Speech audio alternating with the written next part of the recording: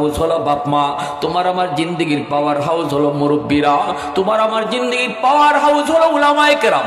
ওই জায়গা থেকে যদি জীবনের বাতির লাইন তুমি ওকে করো, তাহলে আল্লাহ জিন্দেগির বাতি আল্লাহ জ্বালায়া দিবে। মা বাবার দোয়া যদি তোমার পিছনে থাকে, মুরব্বীদের দোয়া যদি তোমার পিছনে থাকে, উলামায়ে কেরামের দোয়া যদি তোমার পিছনে থাকে, তাহলে আল্লাহ পাক জিন্দেগির বাতি তোমারে জ্বালায় দিবে। লেখাপড়া তুমি করো, লেখাপড়া আল্লাহ পাক তোমারে ভালো রেজাল্ট করায় দিবে। তুমি চাকরি করো, আল্লাহ তোমাকে ভালো প্রমোশন করায় দিবে। ব্যবসা করো, আল্লাহ তোমাকে সফলতা দান করবে, কারণ পিছনে জিন্দেগির পাওয়ার হাউস থেকে লাইন ওকে করা। আর যদি তুমি বুঝো চেষ্টা তুমি কম করো না, কিন্তু না না কিছুই তুমি ধরতে পাও না।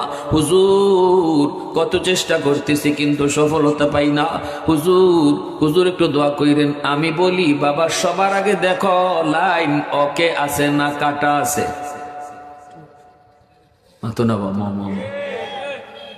আগে দেখো তোমার জিন্দেগির লাইটের যে বাতি আছে, এই বাতির লাইন কাটা না লাইন ওকে।